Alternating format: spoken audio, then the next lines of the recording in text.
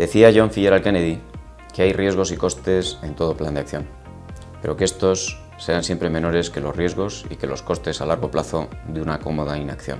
Y es que el mundo se transforma y lo hace a gran velocidad. Cambian los hábitos de consumo, aumenta el poder o sensación de poder de los clientes. El dato se convierte en una fuente estratégica de valor. Según la Comisión Europea, el valor de la economía de los datos en la Unión podría ascender en 2020 hasta el 4% del PIB, más del doble respecto a la situación actual. Se desarrolla con fuerza el campo de la inteligencia artificial. Existen redes neuronales profundas que ya superan a los humanos en casi cualquier juego. Diagnostican signos anticipados de ceguera o distinguen tejidos cancerosos, por citar algunos ejemplos. Crecen exponencialmente las capacidades tecnológicas y al mismo tiempo éstas se hacen más asequibles. Aumenta vertiginosamente la conectividad. Según recientes estimaciones publicadas por empresas del sector de las telecomunicaciones, el número de dispositivos conectados a Internet será más de 3 veces la población mundial en 2021. Y el tráfico global de datos IP se multiplicará por 3 entre los próximos 5 años. Y se facilita enormemente el acceso a la información, como lo demuestran los más de 3.000 millones de usuarios de Internet y 2.300 de redes sociales, cifra que se estima que crece a razón de 1.000.000 al día. También afloran nuevas preocupaciones como la ciberseguridad. Cambia la regulación que se vuelve más global. Y como consecuencia de ello, o quizá causa, surgen nuevos modelos de negocio. Negocios que, aplicando la tecnología, aprovechan mejor la capacidad instalada, son más eficientes y fomentan la innovación abierta. Tenemos, pues, que analizar y cuestionarnos nuestro modelo de negocio, su viabilidad, la sostenibilidad de la estrategia y sus vulnerabilidades. Decía Darwin que no es la especie más fuerte la que sobrevive, ni siquiera la más inteligente, sino la que mejor se adapta al cambio. Y para hablar del proceso de transformación de las empresas y de cómo la revolución digital nos obliga a enfocar las cosas de una manera diferente, desde el Círculo de Empresarios hemos pedido opinión a un panel de expertos. Abordaremos, en primer lugar, el reto digital y su impacto en la estrategia empresarial. Y para ello contamos con Julio Linares, del Consejo de Telefónica. Está claro que el cambio de paradigma que introduce la digitalización es uno de los elementos clave tanto para la estrategia de las empresas como para las administraciones públicas y ciudadanos en general. Como prueba de ello, y a modo de ejemplo, en la reunión anual del Foro Económico Mundial del pasado mes de enero ha habido más de 20 debates o ponencias específicas sobre alguno de los ejes de la transformación digital. Julio, desde tu punto de vista, ¿crees que los empresarios en general tienen un entendimiento claro de lo que significa la digitalización y de que han de considerarla como un eje clave en sus planes estratégicos? ¿Qué directrices se podrían dar para sensibilizar al empresariado español? Las empresas somos todas muy diferentes y tenemos unos comportamientos muy diferentes ante la digitalización. Hay empresas que han nacido digitales y que son nativas digitales y que no tienen por tanto que transformarse. Hay otras empresas que nos hemos visto afectadas por disrupciones digitales que afectan nuestro modelo de negocio y estamos en una transformación digital intensa. Y hay otras empresas más tradicionales que todavía no han visto su cadena de valor muy afectada y por lo tanto se pueden tomar la transformación digital con algo de más tranquilidad. En cualquier caso, todas tenemos que estar seguros de que se van a dar 4 principios con toda probabilidad. El primero de ellos es que todo lo que se pueda digitalizar se va a digitalizar. El segundo principio es que todo lo que se pueda automatizar se va a automatizar. El tercero es que todo lo que se pueda conectar se va a conectar. Y el último, todo lo que se pueda analizar se va a analizar. En consecuencia, todo tipo de empresas nos enfrentamos a un entorno digital, de tal forma que tenemos que aceptar que la digitalización no es una opción, que la digitalización no es un fin en sí misma, es un medio para conseguir competitividad y para diferenciarnos, que la digitalización no es solo introducir tecnología, es un cambio cultural. La digitalización no solo implica amenazas, también ofrece oportunidades. y que la digitalización no afecta a algunos, nos afecta a todos y para todo. Para hablar del rol de las administraciones públicas contamos con José María Lasalle, secretario de Estado para la Sociedad de la Información y la Agenda Digital. Las administraciones públicas juegan un papel fundamental en la transformación digital, no solo por su propio proceso de transformación, que implicará un mejor servicio a las empresas y ciudadanos en general, sino como elemento tractor de la transformación de la sociedad en su conjunto. El Ministerio de Energía, Turismo y Agenda Digital lanzó en 2017 una consulta pública sobre la estrategia digital para una España inteligente, con el fin de recabar opiniones y propuestas por parte de los diferentes intervinientes como soporte en la determinación de los retos y políticas a desarrollar en esta materia. Otros países en nuestro entorno, como Francia, Alemania, Reino Unido, han emprendido un camino similar y han formulado políticas en este sentido. A su vez, en febrero de 2018 se han anunciado la creación de un grupo de trabajo interministerial para la transformación digital de la economía española. José María, nos gustaría conocer los principales puntos sobre los que las administraciones públicas pondrán foco para aprovechar la revolución digital. ¿Coinciden dichos aspectos con las conclusiones que se derivan de la citada consulta? Sí, por supuesto. Las administraciones se han nutrido fundamentalmente de la apertura que las mismas han hecho a la sociedad a la hora de informarse sobre cuáles son las orientaciones que desde un punto de vista empresarial, profesional, sindical, se considera que deben ser los ejes sobre los que actuar en el ámbito de la transformación digital. Y en ese sentido ha habido una receptividad a buena parte de las iniciativas que desde la propia sociedad civil se han ido planteando al respecto. ¿Cuáles son las actuaciones que estáis promoviendo desde la Secretaría de Estado de Agenda Digital? Pues básicamente hay dos iniciativas que son prioritarias y que están conectadas entre sí. Por un lado está la Estrategia Digital para una España Inteligente, que tiene un horizonte de cumplimiento hasta el año 2025 y que tiene en el año 2020 un primer periodo de chequeo, de test para evaluar la incidencia que está generándose alrededor de su desarrollo, y por otro lado el Plan Nacional de Digitalización de la Economía, que es uno de los retos a los que busca atender la mencionada estrategia. La estrategia tiene 5 ámbitos de actuación. Un primer ámbito que es preparar a la ciudadanía para la transformación digital y por tanto habilitar el espacio en el que incorporemos los derechos digitales que hagan viable un marco de seguridad jurídica en todo ese proceso.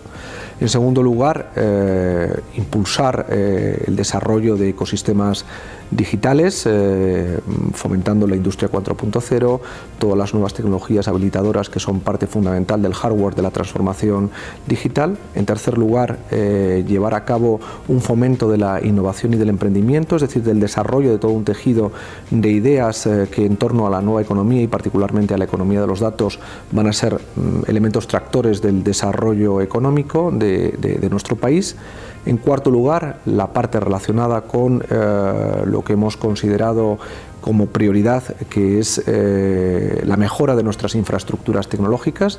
España es un país avanzado en el ámbito de las infraestructuras y queremos seguir profundizando en ese desarrollo y no perder el alto nivel de aceleración que hemos sido capaces de lograr en los últimos años, incorporando como un elemento básico de las infraestructuras el concepto de la ciberseguridad.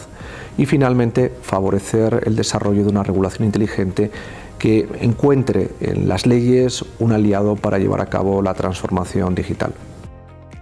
¿Crees que la creación del grupo de trabajo interministerial de transformación digital ayudará a garantizar la transversalidad de estas iniciativas? El Plan Nacional de Digitalización de la Economía lo que busca básicamente es atender a una urgencia que está en el sentir de prácticamente todo el sector, y es ser capaces de generar un modelo de gobernanza que permita a las distintas áreas ministeriales del Gobierno ir desarrollando los procesos de impulso de la transformación digital en los aspectos económicos que esto tiene para el conjunto del mercado y para el conjunto de la economía española. El modelo de gobernanza es un modelo que trata fundamentalmente de salvaguardar eso, un impulso desde la Administración para que los distintos ministerios se coordinen dentro del plan de nacionalización, o mejor dicho, el plan de digitalización de nuestra economía, que lo que busca es la coordinación efectiva de las distintas estrategias que se desarrollan al respecto.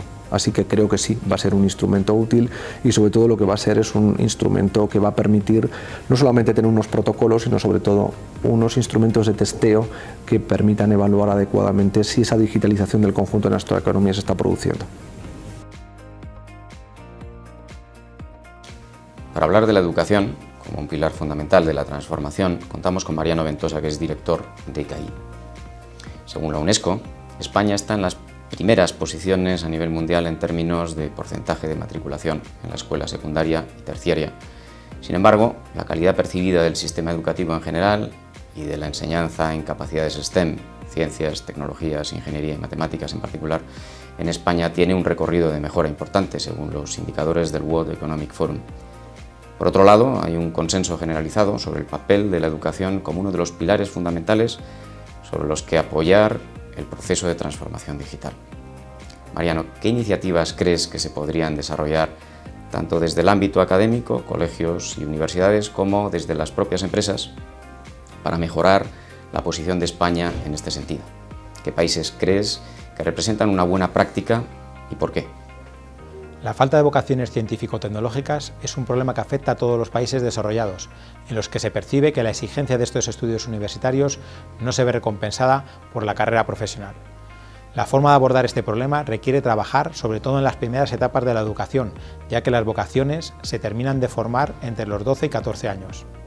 Además, hoy una persona culta también debe saber de tecnología. Por ello es crucial incluir en el currículum de los estudios de primaria y secundaria más ciencia y sobre todo más tecnología.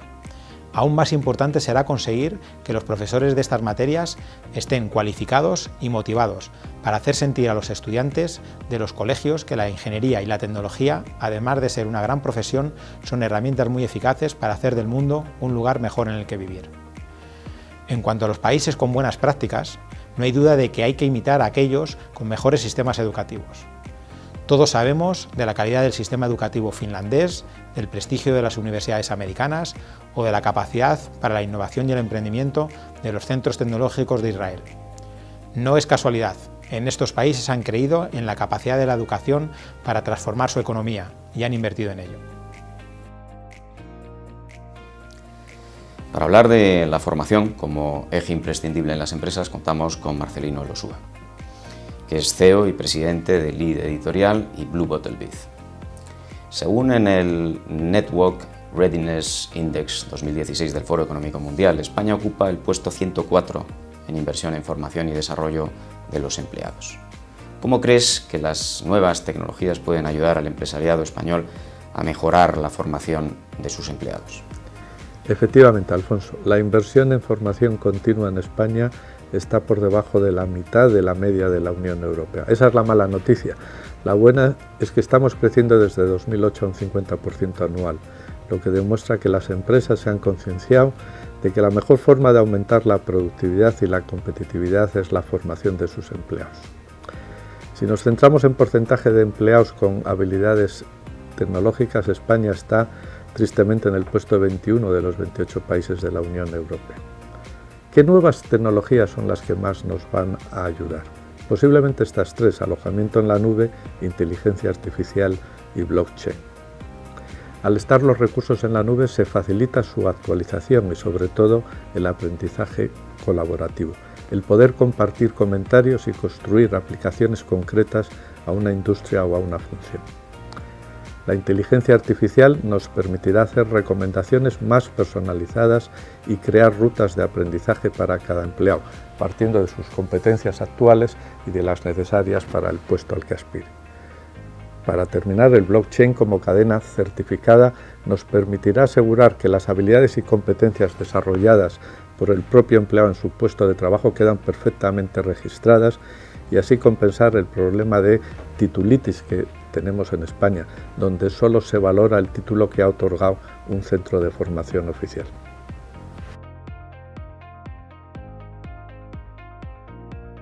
Un tema muy importante a tratar es el impulso de la transformación en la pequeña y mediana empresa, y para ello contamos con Jesús Prieto, que es presidente de CT Ingenieros y director del proyecto de la empresa mediana española del Círculo de Empresarios.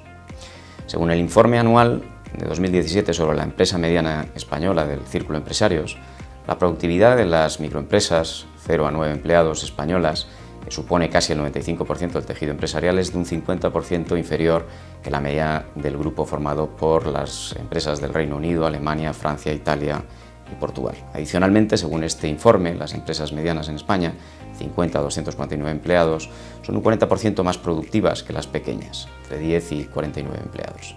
Entendemos que la digitalización puede ser una palanca fundamental, tanto para reducir el gap de productividad de nuestras microempresas versus otros países de Europa, como para hacer que las empresas pequeñas también sean más productivas y más internacionales.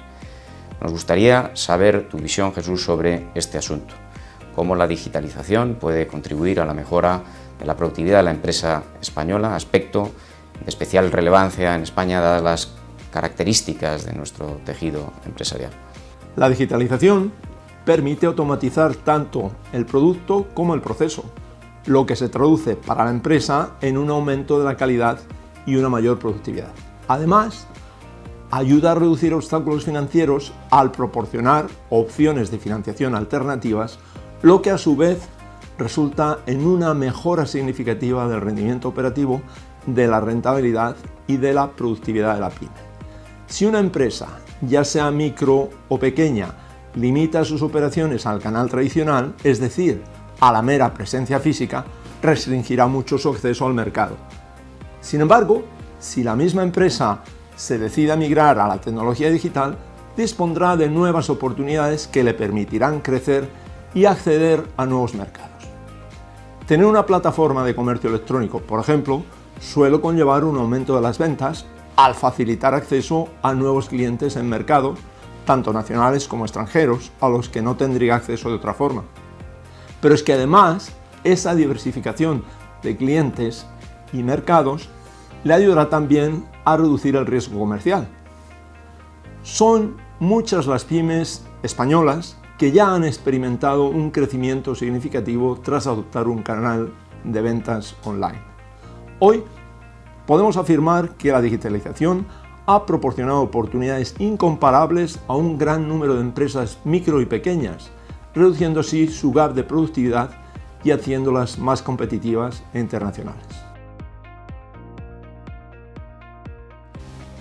En el nuevo entorno digital, la regulación se vuelve cada vez más global y para hablar de ello contamos con Rafael García del Pollo, socio de Digital Business en Osborne & Clark. La adecuación del marco normativo al nuevo entorno digital se enfrenta a una realidad que trasciende fronteras e industrias, lo que supone una dificultad añadida para su adecuado y puntual desarrollo. En este sentido, normas relevantes como el Reglamento de Protección de Datos Personales, GDPR, o la Directiva sobre Seguridad en Redes y Sistemas de Información, NIS, tienen un ámbito de aplicación europeo. En este sentido, ¿crees que se están dando los pasos en la dirección adecuada para buscar un marco normativo ágil y global? ¿Cuáles son los principales recorridos de mejora que ves en el medio plazo? Una pregunta muy pertinente en los tiempos actuales. La rápida incorporación de las tecnologías de la información y de las comunicaciones en los procesos productivos ha representado un catalizador del proceso progresivo de globalización de nuestro mundo. Aunque hablamos ya de aldea global, esa aldea global carece de las normas también globales que lógicamente resultarían necesarias para su gobierno. Sin embargo, a fecha de hoy, las normas jurídicas siguen manteniendo un marcado sesgo nacional. Los estados constituyen una forma de organizar la sociedad en la edad moderna que también está en transformación. Las tecnologías de la información han roto las barreras del espacio y del tiempo, poniendo en tela de juicio los fundamentos sobre los que se asienta el Estado moderno, como son la soberanía y la territorialidad. Por ello, el derecho global se nos presenta como el gran reto jurídico del siglo XXI, debido a que la globalización jurídica es también un proceso imparable que, al igual que la transformación digital, no tiene retorno. Mientras llegamos a la consecución de ese derecho global, la coexistencia pacífica entre el derecho internacional y los derechos nacionales resulta absolutamente esencial. Es más, en nuestra opinión, el verdadero reto radica en transformar paulatinamente el derecho internacional en un ordenamiento jurídico global de acuerdo con nuevos valores y principios informadores. Si bien es cierto que el proceso de construcción de la Unión Europea aporta ideas centrales para este desarrollo del derecho global, la llave que pone en funcionamiento el motor del derecho global posiblemente radique en Naciones Unidas a través del establecimiento de leyes modelo que sirvan para aproximar legislaciones nacionales. Lo que es innegable es que corresponderá a los juristas del siglo XXI colocar los cimientos de esta nueva construcción que llamamos derecho global. Para hablar de la economía de la experiencia contamos con Enrique Fernández Puertas, es director de Digitalización y Arquitectura de Repsol. En algunos sectores donde se ha producido un estrechamiento de los márgenes y un incremento de la presión competitiva, con la entrada de nuevos competidores de otros sectores, se dice que la principal ventaja competitiva pasa a ser la mejora de la experiencia del cliente. ¿Estás de acuerdo con este punto de vista? ¿Por qué cobra tanta importancia? Pues claramente, Alfonso, si bien la experiencia de cliente ha sido desde hace tiempo una disciplina que ha enfrentado a competidores de un mismo sector, en este momento nos encontramos con que ese incremento de presión competitiva que mencionabas antes provoca la necesidad de hacer un buen uso de todos los datos de los que dispongamos de esos clientes. Entonces estamos en un mundo en el que hay un mercado de compra y venta de datos, de manera que los que pueden resultar más interesantes a la hora de generar una experiencia memorable en nuestros clientes son aquellos que se generan en nuestras propias interacciones y que no están en posesión de nadie más. Para hablar de modelos de colaboración entre empresas contamos con Julio Faura, que es responsable de I+D de Santander y presidente de Alastria. Un ejemplo de modelo de colaboración entre empresas podría precisamente ser Alastria, un consorcio multisectorial promovido por empresas e instituciones para el establecimiento de una infraestructura blockchain que soporte servicios con eficacia legal en el ámbito español. ¿Cómo crees, Julio, que este tipo de iniciativas puede beneficiar no solo a las empresas que lo conforman, sino a pequeñas y medianas empresas o ciudadanos en general? Pues yo creo que los beneficios de Alastria para tanto las grandes como las medianas como las pequeñas empresas y finalmente para los ciudadanos pues pueden ser realmente muy importantes. Alastria es, como dices, es una aplicación práctica, es realmente la construcción de una red de blockchain a nivel práctico dentro de España, y lo que nos da es una infraestructura encima de la cual todos podemos desarrollar pues aplicaciones distribuidas de distinto tipo. Y esto sobre todo lo que nos da es facilidad de acceso, ¿vale? Cuando nosotros trabajamos como una gran empresa y queremos trabajar, por ejemplo, con otra gran empresa o queremos trabajar con una empresa pequeña, en general siempre tenemos el mismo problema, y consiste en que para poder colaborar tenemos que terminar comunicando nuestros sistemas, y nuestros sistemas son sistemas muy críticos. Imagínate, por ejemplo, en un banco, pues es una infraestructura crítica, ¿no? Y tiene muchos temas de ciberseguridad, como hablábamos antes, y ¿sabes? Siempre suele ser complicado hacer este tipo de aplicaciones colaborativas porque requieren mucho trabajo a la hora de comunicar nuestros sistemas. Claro, si tenemos Alastria y podemos todos comunicar nuestros sistemas con la tecnología de blockchain común que tenemos en Alastria y podemos representar digitalmente los activos que viven en nuestros sistemas encima de smart contracts, ¿no? Dentro de esta tecnología de blockchain, pues de repente todos tenemos estas representaciones digitales de nuestros activos y podemos crear aplicaciones que son nativamente digitales, ¿no? en esta plataforma distribuida que es Alastria. Y con eso pues se pueden hacer aplicaciones muchísimo más avanzadas, porque son aplicaciones digitales nativas, ¿no? Y son cosas que funcionan en tiempo real, son cosas que funcionan con muchas menos incidencias y permiten dar un servicio muchísimo mejor para los ciudadanos a fin de cuentas. Entonces, sobre todo lo que permite es a las grandes empresas y a las pequeñas empresas colaborar encima de un sustrato común al cual es fácil comunicarse y encima del cual es muy sencillo innovar. Desde luego mucho más sencillo que intentar que grandes empresas con sistemas muy críticos abran sus sistemas a empresas pequeñas que no tienen los mismos estándares de seguridad, etc. Por lo tanto, creo que Alastria puede llegar a ser pues uno de los pilares para la digitalización del país y puede ser un sitio en el cual colaborar y hacer que nosotros le decimos co-petition en Alastria, porque estamos colaborando para construir la infraestructura sobre la cual competir, tanto entre nosotros como con empresas pequeñas, ¿no? Así que puede ser una cosa muy especial.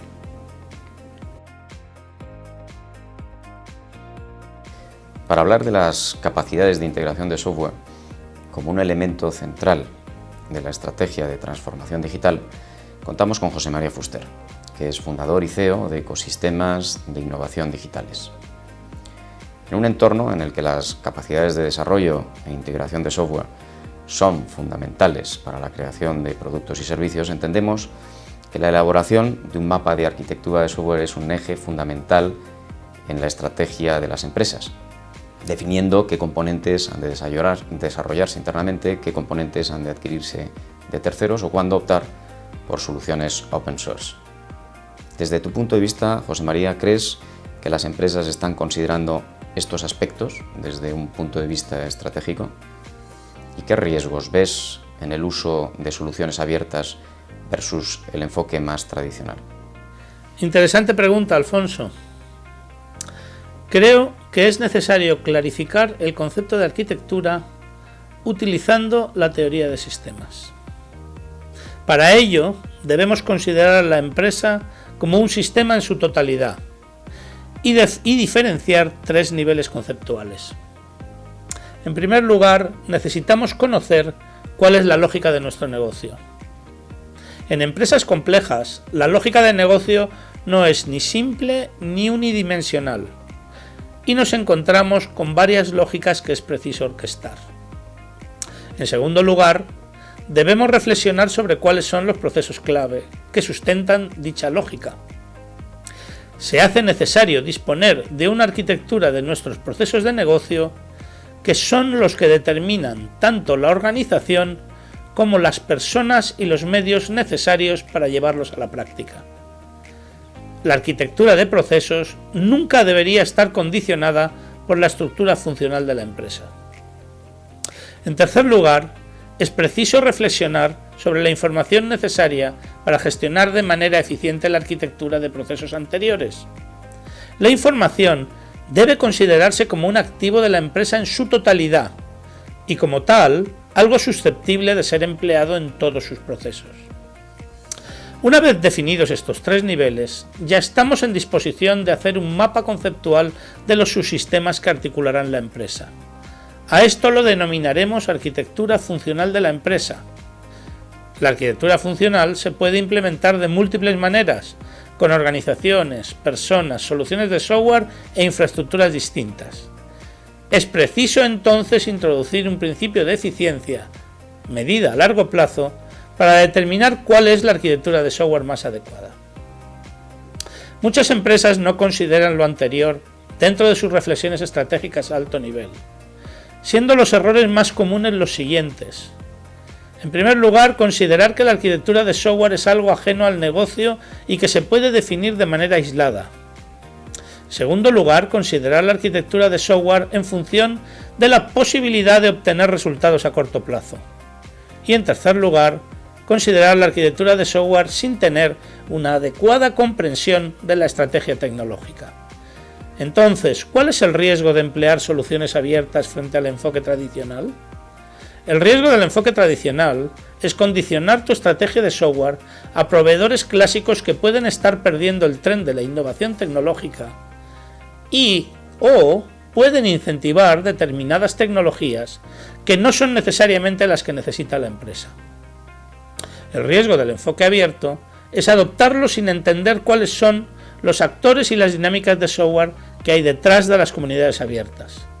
La empresa debe dotarse de capacidades y skills in-house para poder entenderlas, sacarles provecho y evolucionarlas en el tiempo. Resumiendo, hay que hacer una gestión de la tecnología alineada con la estrategia de la empresa. Un objetivo importante de la transformación digital es la eficiencia y para hablar de ello contamos con Juan Pedro Moreno, que es presidente de Accenture. Podemos encontrar ejemplos claros de tecnologías que permiten incrementos significativos en la eficiencia de los procesos, como los robots, los drones, etc. Según el World Economic Forum, en industrias como oil and gas se esperan reducciones de costes de extracción de al menos el 20% con el uso de robots. Desde tu punto de vista, Juan Pedro, ¿estas mejoras en eficiencia de los procesos a través de su digitalización es exportable a todos los sectores? ¿Cómo crees que puede afectar en el empleo? La combinación de tecnologías como la robótica, la inteligencia artificial o el machine learning que ayudan a mecanizar procesos tiene un impacto global en todos los sectores. Mecanizar procesos hoy manuales y repetitivos realizados por el ser humano es fácilmente robotizable, aportando niveles de eficiencia nunca vistos hasta la fecha y, como se han comentado, pueden alcanzar el 50 o el 70% de productividad. Por lo tanto, tanto en el sector industrial como en el sector de los servicios, la mecanización de estos procesos utilizando la robótica será algo que veremos ocurrir en todas las empresas, alcanzando unos niveles de productividad muy elevados. Es cierto que existe la incertidumbre de si esta mecanización y robotización de procesos y de tareas hará que el empleo sufra. En nuestra opinión, y en un reciente estudio que hemos realizado en Davos, pensamos que esto no ocurrirá así, al menos en el corto o en el medio plazo. ¿Por qué? La mayoría de las empresas con las que hemos hablado y hemos entrevistado concluyen, en más de un 70%, que en los próximos 3 años generarán empleo. Esta idea se apoya en el hecho de que la robotización de procesos incorpora ganancias de productividad que deben expandir la competitividad y la capacidad de crecer a las compañías. Y por lo tanto, con más robot exigiremos también tener más personas físicas, más humanos, para atender la posibilidad de crecer las compañías. Por lo tanto, en nuestra visión no es cuestión en la robótica de separar o sustituir personas por robots, sino hacerles convivir y trabajar juntos. Cuantos más robots necesitemos, también más personas necesitaremos a incorporar en nuestras propias compañías. Es cierto que plantea un reto, que es el educativo y el del reciclaje de nuestras personas. Nada de todo esto se conseguirá si no abordamos dentro de las compañías un proceso de reciclaje y transformación de nuestras personas. Hoy, cada vez más, en compañías, por ejemplo, aeronáuticas, donde la incorporación de nuevas tecnologías, como por ejemplo la realidad aumentada en la fabricación de aviones, hace que no necesitemos tantos ingenieros, sino necesitemos mucha más gente que sabe manejar unas gafas de realidad virtual. Esa transformación y ese reciclaje es algo que en cada sector, en cada industria y en cada compañía las empresas debemos abordar. Si el talento no está disponible, educado y formado en estas materias, tampoco la robótica tendrá impacto y resultado en nuestras compañías, las ganancias de productividad no se producirán y por lo tanto el resultado de este movimiento no será tan positivo como se está esperando.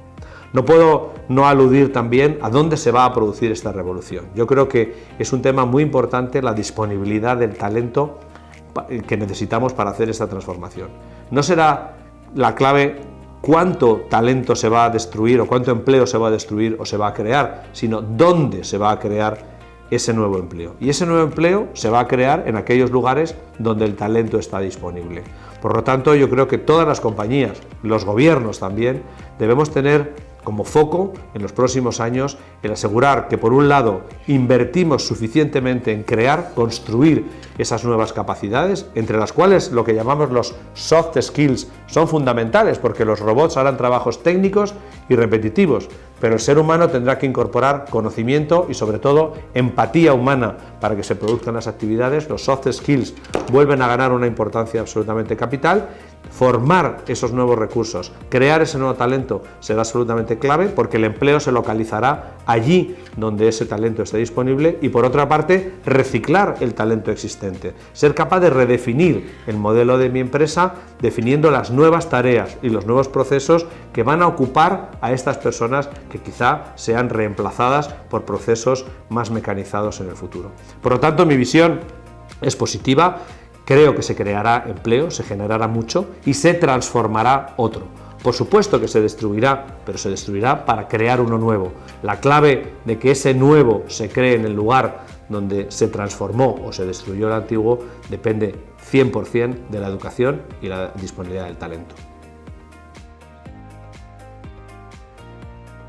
Para hablar de cultura de trabajo en el nuevo entorno digital contamos con Cristina Madalena, que es directora de innovación de Fujitsu. Muchas compañías están en un proceso de transformación organizativo marcado por el empleo de metodologías ágiles, estructuras no jerárquicas, con equipos multidisciplinares que trabajan con una visión proyecto. logrando mejorar el time to market, el compromiso de los empleados y la productividad. ¿Crees que estas metodologías están ayudando realmente a mejorar el time to market o la productividad de las empresas? Y por otro lado, ¿crees que puede haber una doble organización, con una parte de la empresa trabajando con visión funcional y otra con visión proyectos de forma eficiente? Pues la verdad, Alfonso, es que el tema organizativo, el tema cultural, creo que es uno de los principales aspectos a tratar cuando hablamos de transformación digital.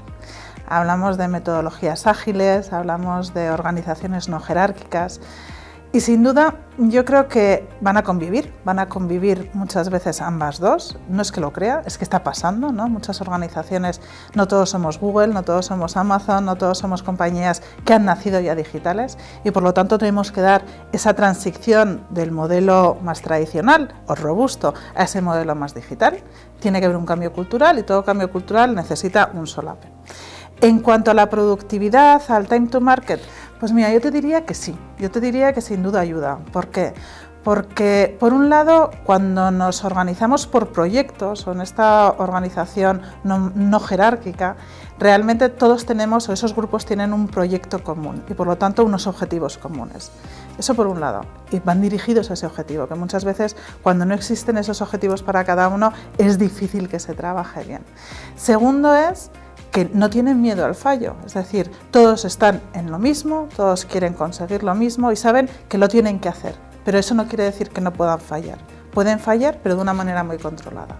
Y además, se ha analizado muy bien en estas metodologías ágiles y en las organizaciones no jerárquicas que el business case o ese impacto económico, ese impacto en la cuenta de resultados de la compañía, de cualquier proyecto, tiene que estar conocido de antemano. Y por lo tanto vamos al tiro como muy hecho. Entonces yo te diría, time to market, sí, lo ganamos.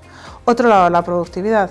Pues mira, la productividad me gustaría enfocártelo desde el punto de vista incluso del nivel de compromiso de las personas. ¿Por qué? Porque a día de hoy los jóvenes, sobre todo, ya no quieren o no buscan en el trabajo un sitio donde quedarse para toda su vida. Es decir, antes llegábamos a la empresa y decíamos, aquí entre los 23 años quiero salir con 65. A día de hoy los jóvenes lo que buscan son proyectos que les ilusionen. Y si encuentran ese proyecto que les ilusione, seguro que van a ser más productivos. Y siendo más productivos van a ser más competentes en lo que es su trabajo. Por lo tanto, esta transformación digital, este cambio va a generar un cambio en las organizaciones en cuanto a su jerarquía. Vamos a convivir, sí, vamos a convivir varias organizaciones y vamos a tener que ir cambiando el chip poco a poco. Y tercero, si lo hacemos bien y si realmente empoderamos a las personas y asumimos este nuevo entorno de trabajo ágil y no jerárquico, vamos a poder ser más competitivos y por lo tanto más productivos y eficientes. Para hablar de analítica de los procesos contamos con Carme Artigas, CEO de Synergic Partners. A nivel macro se habla mucho sobre la economía de los datos y sus posibles efectos beneficiosos en el PIB de los próximos años.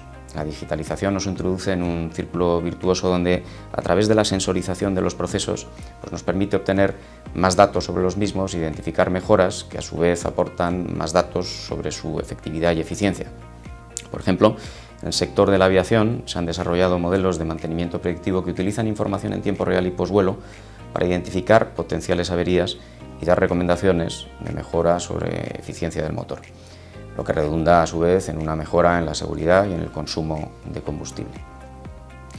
¿Puedes comentarnos algunos ejemplos en los que, en tu experiencia, una adecuada sensorización y analítica de los procesos han contribuido a mejoras relevantes en la eficiencia de las compañías o en la experiencia del cliente?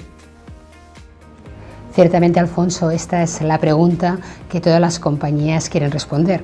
¿Dónde está el valor económico de Big Data? ¿Dónde está el retorno de la inversión? Y para mí Big Data tiene una aportación de valor tremenda en cualquier industria, básicamente en tres grandes ejes. Por una parte, Big Data nos permite generar nuevas fuentes de ingresos como consecuencia de la personalización. en el mayor conocimiento de nuestros clientes, analizándolos con mucha más información, superando la visión tradicional del 360 e integrando fuentes internas, externas y de cualquier medio para poder conseguir una microsegmentación de nuestros clientes a nivel de comportamiento y por lo tanto poder personalizar mucho más la oferta de productos y de servicios, a la vez que generando nuevos modelos de negocio. Un segundo eje donde Big Data aporta un valor diferencial de negocio es en la mejora en la toma de decisiones y también en la eficiencia operativa. Ahí estamos viendo, por ejemplo, el avance de la industria, mezclando el IoT y el Big Data y el Internet de las Cosas, como hemos dicho, para poder avanzar lo que se ha llamado la industria 4.0. Y en tercer lugar, Big Data nos permite predecir y prevenir fraude y riesgo. Tradicionalmente, los primeros sectores, como la banca y seguros, adoptaron Big Data desde un punto de vista de la predicción de riesgos y de conocimiento del cliente.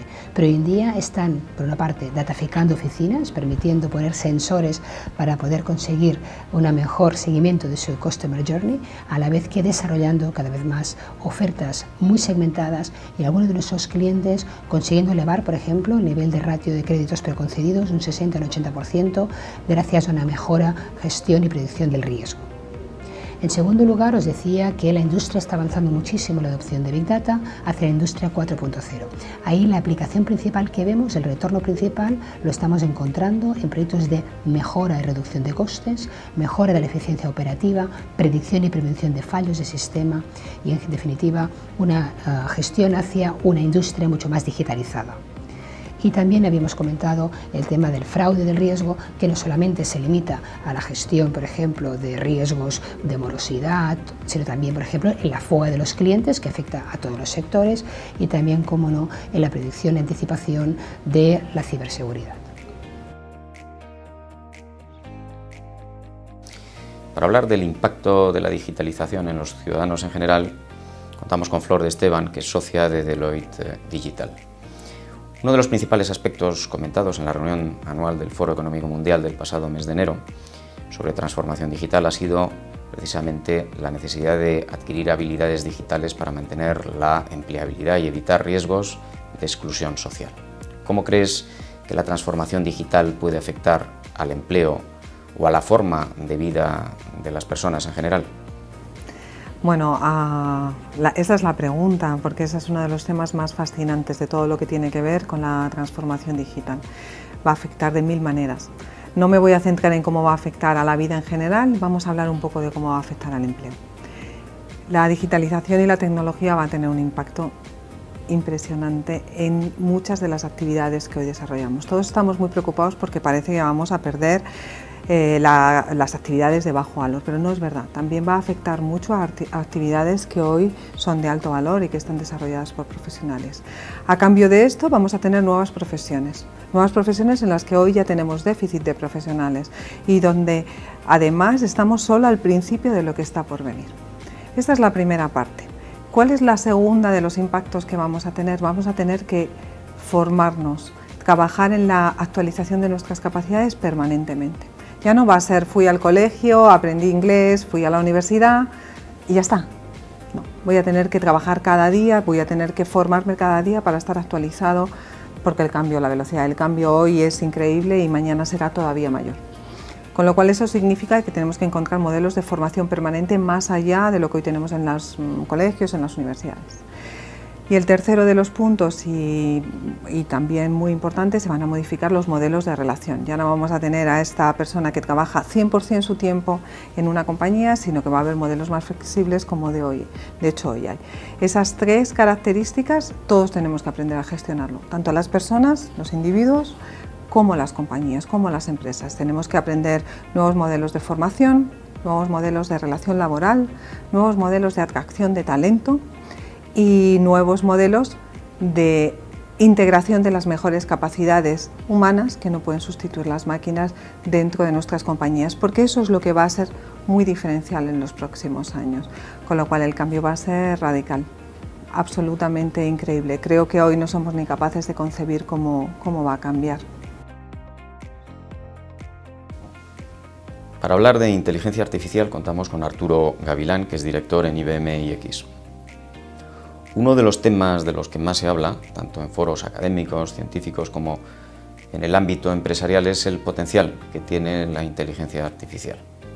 De hecho, la inteligencia artificial es una realidad a día de hoy en muchos ámbitos. ¿Podrías, por favor, mencionar algunos ejemplos de aplicaciones prácticas de la inteligencia artificial en la actualidad?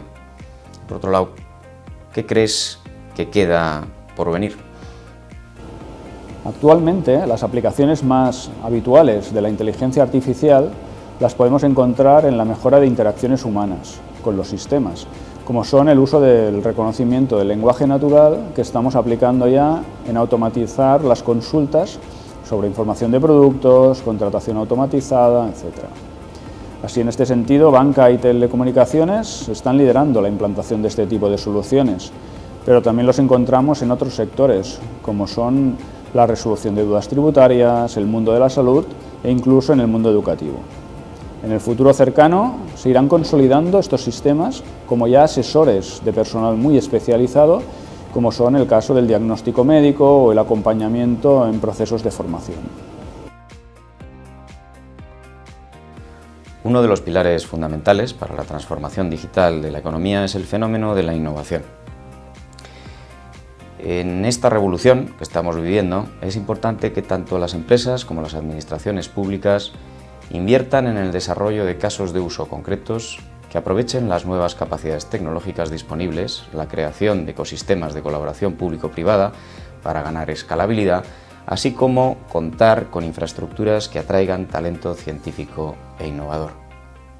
A modo de ejemplo, desde el año 2006 España cuenta con la Red Española de Supercomputación, conocida como RES, como un activo decisivo para el desarrollo científico y tecnológico del país.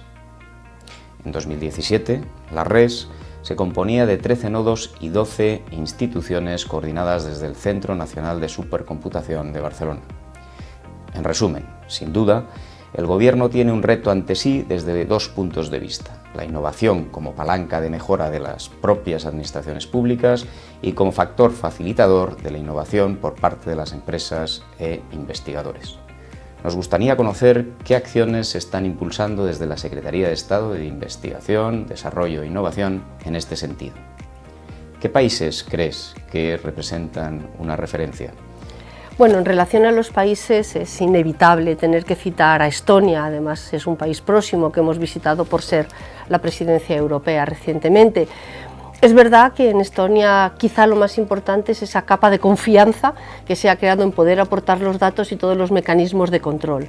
Eso es muy relevante. Ahora bien, intentar mimetizar un modelo en España con respecto a Estonia, pues yo creo que la dimensión de país, el número de habitantes marca una enorme diferencia. En ese sentido creo que es más relevante estar muy atento, ver qué hacen otros y tomar medidas de buenas prácticas, pero nos resultará muy difícil lo que es copiar un modelo y ponerlo en nuestro entorno. Yo creo que España está en una buena posición de cara a la digitalización y todo lo que eso significa. Tenemos actores muy relevantes. Creo que también es significativo que haya una secretaría como esta de Investigación, Desarrollo e Innovación, donde tiene una importantísima actividad todo lo derivado de tecnologías de información y comunicación, pero también hay una Secretaría de Estado realmente responsable de este tema como es SESIAT. Y además, ahora mismo tenemos un programa interministerial donde actores de todos los ministerios estamos trabajando en ello. Esto no es más que una señal inequívoca de la importancia que damos a todas estas tecnologías, casi como una área transversal, horizontal, que tiene que permear en todos los ámbitos de la sociedad, no solamente en el ámbito académico, ni mucho menos.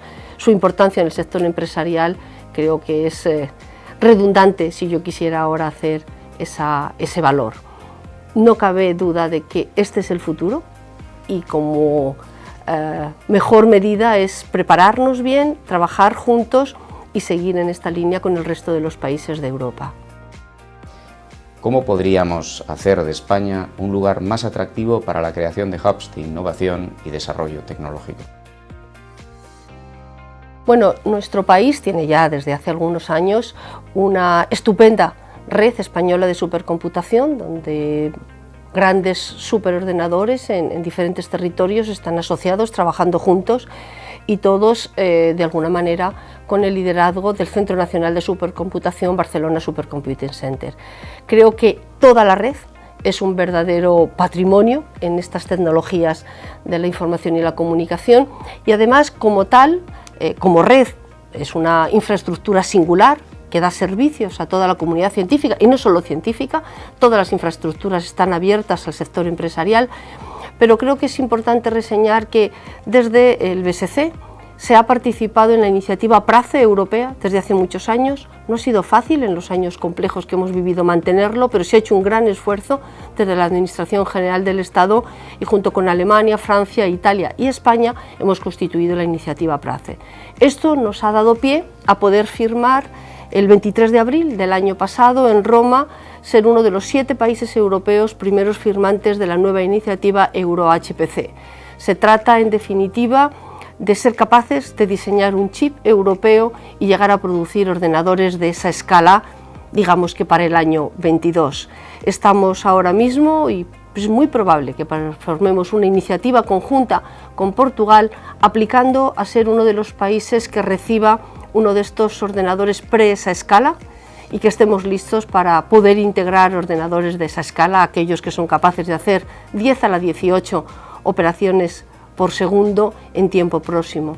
El afán de todo esto, que España esté siempre posicionada en la vanguardia de la ciencia, en la vanguardia de la tecnología, con un objetivo: dar servicio a una comunidad de ciudadanos, dar servicio a una comunidad de empresas, y que estén en los mejores puestos para mejorar la calidad de vida en el caso de los ciudadanos y la competitividad en el caso de las empresas.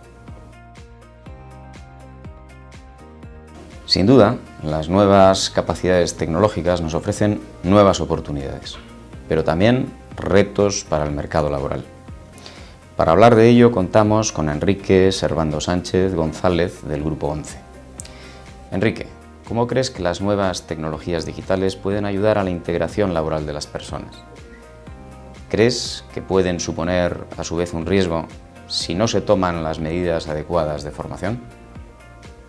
La aplicación de las nuevas tecnologías es muy importante en la integración laboral, y además es una oportunidad para establecer desarrollos para todos. Me refiero en concreto a que hay personas con distintas dificultades que hay que integrar en todos los procesos. Respecto a la formación, hay que decir que es esencial en estos procesos también, y sobre todo cuando se trata de novedades tecnológicas. Desde luego, un déficit de formación es un riesgo extraordinario para que se cumpla la integración. Por todo lo anterior, la transformación digital hay que entenderla como un concepto mucho más amplio que un mero cambio tecnológico. La transformación digital es una revolución en la manera de hacer negocios, que implica tanto a la tecnología y los procesos internos como a la relación con los clientes, con los empleados, con los proveedores, con los reguladores, e incluso puede cambiar el perímetro de las empresas consideradas competidoras al bajar las barreras de entrada en determinados negocios. El Círculo de Empresarios está elaborando documentos de contenido didáctico práctico y con respaldo académico y experto que desarrollan diferentes ámbitos de actuación en materia de transformación digital y que pretenden facilitar el entendimiento e implicaciones de dicha transformación en las empresas.